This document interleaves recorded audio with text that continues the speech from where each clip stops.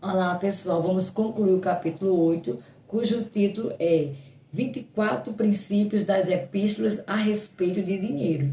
E vamos iniciar a partir do numeral 12. Paulo claramente ensina a lei da semeadura e colheita. E digo isto, que o que semeia pouco também se fará. E o que semeia em abundância também se fará. Cada um contribua segundo propôs no seu coração, não com tristeza ou por necessidade, porque Deus ama ao que dá com alegria. E Deus é poderoso para tornar abundante em vós toda graça, a fim de que, tendo sempre em tudo toda suficiência, superabundeis em toda boa obra. Segundo Coríntios, capítulo 9, versos 6 ao 8. No Novo Testamento do século XX, o versículo 8 afirma: Deus tem poder de derramar todos os tipos de bênçãos sobre você, de modo que, tendo-as sobre todas as circunstâncias e em todas as ocasiões, em tudo o que precisar, você será capaz de derramar todos os tipos de bênçãos sobre outros. Existem outras partes das Escrituras que ensinam a lei da semeadura e colheita. Não erreis. Deus não se deixa escarnecer, porque tudo que o homem semear, isso também ceifará. Porque o que semeia na sua carne, da carne ceifará a corrupção. Mas o que semeia no Espírito, do Espírito ceifará a vida eterna. E não nos cansemos de fazer o bem, porque a seu tempo ceifaremos, se não houver desfalecido. Gálatas 6, do verso 7 ao 9. Todavia fizestes bem em tomar parte na minha aflição. E bem sabeis também vós, ó Filipenses, que no princípio do Evangelho, quando parti da Macedônia, nenhuma igreja comunicou comigo com respeito a dar e receber, senão vós somente, porque também uma e outra vez me mandastes o necessário a Tessalônica. Não que procure dádivas, mas procuro o fruto que aumente a vossa conta. Mas bastante tenho recebido e tenho abundância, cheio estou, depois que recebi de Epafrodito o que da vossa parte me foi enviado, como cheiro de suavidade, sacrifício agradável e aprazível a Deus. O meu Deus, segundo as suas riquezas, suprirá todas as vossas necessidades em glória por Cristo Jesus. Filipenses 4, do verso 14 ao 19. Número 13. Paulo procurava o coração das pessoas e não o dinheiro delas. Eis aqui, estou pronto para pela terceira vez ir ter convosco, e não vos serei pesado, pois que não busco o que é vosso, mas sim a vós, porque não devem os filhos entesourar para os pais, mas os pais para os filhos.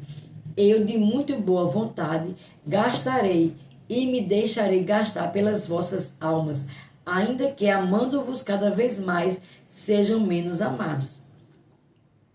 Seja menos amado. Mas seja assim, eu não vos fui pesado, mas sendo astuto, vos tomei como dolo. Porventura aproveitei de vós por algum daqueles que vos enviei? Roguei a Tito e enviei com ele um irmão. Porventura Tito se aproveitou de vós? Não andamos porventura no mesmo espírito, sobre as mesmas pisadas? 2 Coríntios, capítulo 12, do verso 14 ao 18. Número 14. Paulo era ávido de dar oferta aos pobres. E conhecendo Tiago, Cefas e João, que eram considerados como as colunas, a graça que se me tinha dado, deram-nos as destras em comunhão comigo e com Barnabé, para que nós fôssemos aos gentios e eles à circuncisão, recomendando-nos somente que nos lembrássemos dos pobres, o que também procurei fazer com diligências. Gálatas capítulo 2, verso 9 e 10.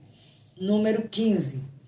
Paulo e João encorajaram a caridade cristã entre os irmãos. Então, enquanto temos tempo, façamos bem a todos, mas principalmente aos domésticos da fé.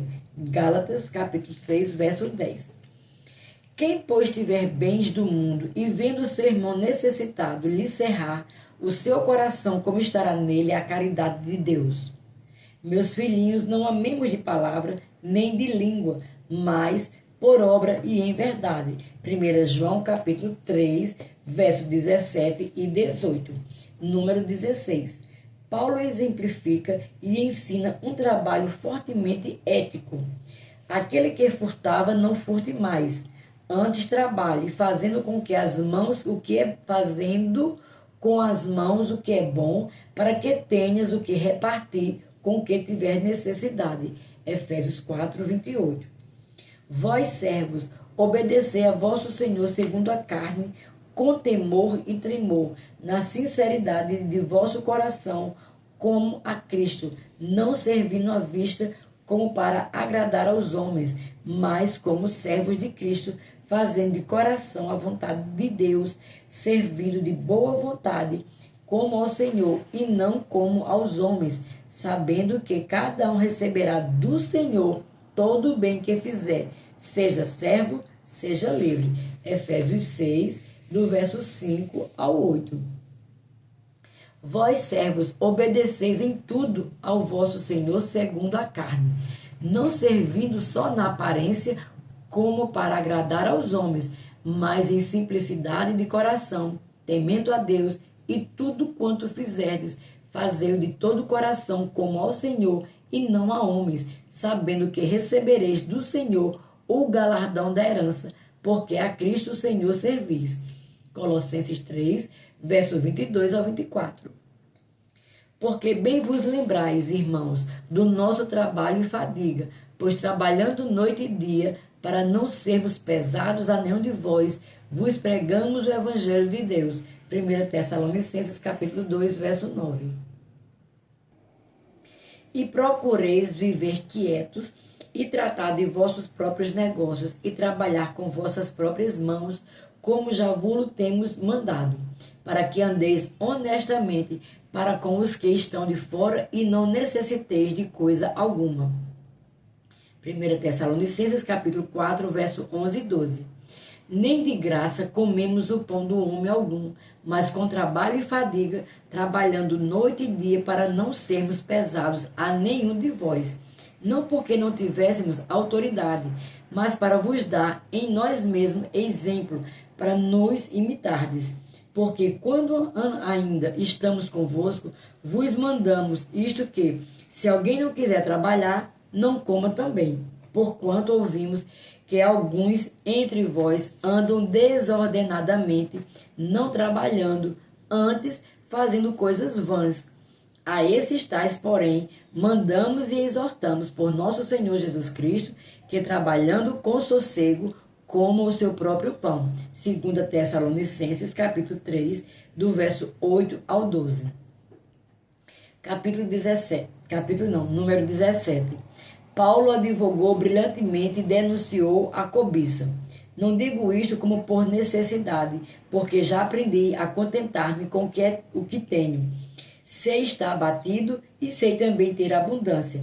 Em toda maneira e em todas as coisas estou instruído, tanto a ter fartura como a ter fome, tanto a ter abundância como a padecer necessidade. Posso todas as coisas naquele que me fortalece. Filipenses 4, do 11 ao 13. Sejam vossos costumes sem avareza, contentando-vos com o que tendes, porque ele disse, não te deixarei, nem te desampararei. Hebreus 13, 5. Esta é uma palavra fiel. Se alguém deseja o episcopado, excelente obra deseja. Convém, pois, que o bispo seja irrepreensível, marido de uma mulher, vigilante, sóbrio, honesto, hospitaleiro, apto para ensinar, não dado ao vinho, não espancador, não cobiçoso de torpe ganância, mas moderado, não contencioso, não avarento.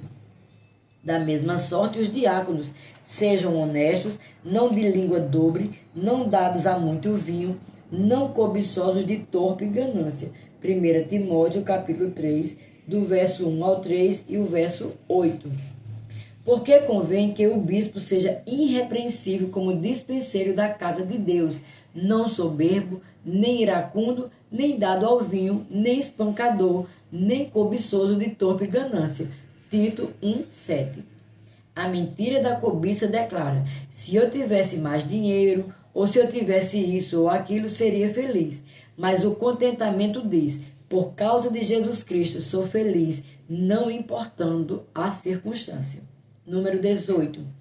Paulo enfatizou a responsabilidade individual de suprir a própria família. Mas se alguém não tem cuidado de seus, e principalmente do da sua família, negou a fé e é pior do que o infiel. 1 Timóteo, capítulo 5, verso 8. Número 19. Os cristãos não devem amar o dinheiro ou confiar nele. Contendas de homens corruptos de entendimento e privados da verdade, cuidando que a piedade seja causa de ganho. Aparta-te dos tais, mas é grande ganho a piedade com contentamento, porque nada trouxemos para este mundo, e manifesto é que nada podemos levar dele. Tendo, pois, sustento e com que nos cobrimos, estejamos com isso contentes. Mas os que querem ser ricos caem em tentação e em laço, e em muitas concupiscências loucas e nocivas, que submergem os homens na perdição e ruína. Porque o amor do dinheiro é a raiz de toda espécie de males, e nessa cobiça alguns se desviaram da fé e se traspassaram a si mesmos com muitas dores. Manda os ricos deste mundo que não sejam altivos, nem põe a esperança na incerteza de riquezas, mas em Deus, que abundantemente nos dá todas as coisas para delas gozarmos, que façamos o bem e enriqueçam em boas obras, repartam de boa mente e sejam comunicáveis, que entesourem para si mesmos um bom fundamento para o futuro, para que possam alcançar a vida eterna. 1 Timóteo, capítulo 6, do verso 5 ao 10, 17 e 19. Número 20. Os cristãos da primeira igreja cristã consideravam seus bens materiais muito menos importantes do que a sua fé. Lembrai-vos, porém, dos dias passados em que, depois de seres iluminados, suportastes grande combate de aflições. Em parte, foste feitos espetáculo com vitupérios e tribulações, e em parte fostes participante com os que assim foram tratados. Porque também vos compadecestes dos que estavam nas prisões, e com gozo permitistes a expoliação dos vossos bens, sabendo que em vós mesmos, tendo nos céus uma possessão melhor e permanente. Hebreus capítulo 10, do verso 32 ao 34. A versão Williams do verso 34 diz: e com alegria se submeteram à violenta medição de suas propriedades, pelo que vocês sabem que o que vocês temem, vós e no céu é eterno. Número 21. Os cristãos foram fortemente advertidos contra o favoritismo e a parcialidade com base na riqueza. Meus irmãos, não tenhais a fé de nosso Senhor Jesus Cristo, Senhor da glória, em acepção de pessoas, porque se no vosso ajuntamento entrar algum homem com anel de ouro no dedo, com vestes preciosas, e entrar também algum pobre com sórdida vestimenta, e atentardes para o que traz a veste preciosa, e lhe disserdes: assenta-te tu aqui no lugar de honra, e disserdes ao pobre: tu fica aí em pé, ou assenta-te abaixo do meu estrado. Porventura não fizeste distinção dentre vós mesmos, e não vos fizeste juízes de maus pensamentos? Ouvi, meus amados irmãos, porventura não escolheu Deus aos pobres deste mundo para serem ricos na fé e herdeiros do reino que prometeu aos que o amam? Mas vós desonrastes o pobre. Porventura não vos oprime os ricos e não vos arrastam aos tribunais? Porventura não blasfemam eles o bom nome que sobre vós foi invocado? Tiago 2, do verso 1 ao 7. Número 22. A exploração do pobre pelo rico é condenada. Eia, pois, agora vós ricos, chorai e pranteai por vossas misérias, que sobre vós hão de vir. As vossas riquezas estão apodrecidas, e as vossas vestes estão comidas de traça. O vosso ouro e a vossa prata se enferrujam, e a sua ferrugem dará testemunho contra vós, e comerá como fogo a vossa carne. Entesourastes para os últimos dias. Eis que o salário dos trabalhadores que ceifaram as vossas terras e que por vós foi diminuído, clama. E os clamores dos que ceifaram entraram nos ouvidos do Senhor dos Exércitos. Deliciosamente vivestes sobre a terra e vos deleitastes, e cevastes o vosso coração como num dia de matança. Condenastes e matastes o justo, ele não vos resistiu. Tiago 5, do verso 1 ao 6. Número 23. É condenado pela palavra que ministros façam propaganda dos santos. E muitos seguirão as suas dissoluções, pelos quais será blasfemado o caminho da verdade, e por avareza farão de vós negócio com palavras fingidas, sobre os quais já de largo tempo não será tardia a sentença e a sua perdição não dormita. 2 Pedro, capítulo 2, do verso 2 ao 3. A tradução Phillips do versículo 2 diz: muitos irão seguir os ensinamentos perniciosos e por esse meio trazem descrédito no caminho da verdade. Observe outras traduções do versículo 3. Motivados pela ambição, eles irão explorá-lo com os seus argumentos falsificados. Linguagem moderna. Na ambição deles, tentaram fazer de você uma fonte de lucro pelas suas invenções. O Novo Testamento do século XX. Na sua ambição, irão explorá-lo com suas mensagens fabricadas por eles mesmos, na versão Williams. Esses professores, na sua ambição, irão dizer para você qualquer coisa para assegurar seu dinheiro, na Bíblia Viva. Na segunda epístola de Pedro, capítulo 2, está registrada uma outra passagem que contempla esse tópico.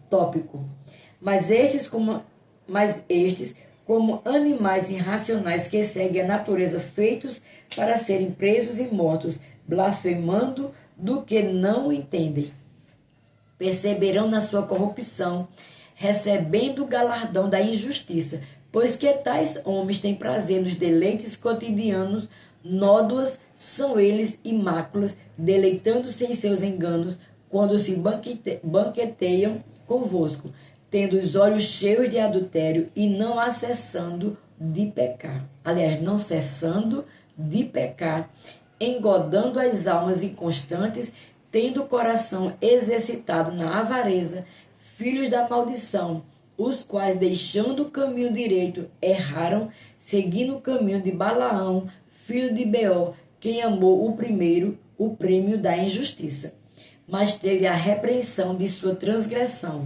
O mudo jumento, falando com voz humana, impediu a loucura do profeta. 2 Pedro, capítulo 2, do verso 12 ao 16. Número 24. Deus deseja que seus filhos prosperem. Amado, desejo que te vá bem em todas as coisas e que tenha saúde, assim como bem vai a tua alma. 3 João, capítulo 1, verso 2. A tradução de Weymouth desse versículo afirma: caro amado, oro para que você prospere de toda maneira que esteja bem.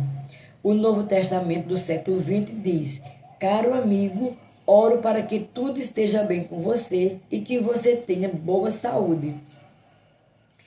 Como mencionado no capítulo 1, algumas pessoas argumentam que a expressão votos pela sua prosperidade não se refere à prosperidade financeira, tanto em o estudo da palavra do Novo Testamento de West, como em figuras das palavras no Novo Testamento. A palavra grega traduzida como prosperidade é euodo. As letras E-U-O-D-O-O, que significa uma boa estrada ou uma boa viagem. Então, pelo menos, a frase significa ter uma boa e próspera viagem. Ninguém terá uma boa e próspera viagem se estiver quebrado, com faltas na pobreza e passando necessidades em todos os passos de seu caminho. Não seria o desejo de alguém ter uma viagem próspera, incluindo recursos suficientes para viajar com segurança e confortavelmente? Além disso, a palavra traduzida por próspero aqui é a mesma palavra grega que Paulo usou em 1 Coríntios 16, verso 2, texto no qual instruiu os cristãos a separarem algum dinheiro a cada semana conforme Deus os tem prosperado. Portanto, a palavra próspero pode certamente ser usada em referência à prosperidade financeira. Creio que esse versículo significa claramente que Deus quer que seus filhos prósperos financeira, física e espiritualmente. Oro para que esses princípios bíblicos selecionados nas epístolas sejam bons para ajudá-lo e encorajá-lo. Eu o instigo a estudá-los cuidadosamente e referir-se a eles com frequência. Lembre-se de que as epístolas foram escritas para você. E aqui concluímos o capítulo 8. Até o próximo, em nome de Jesus.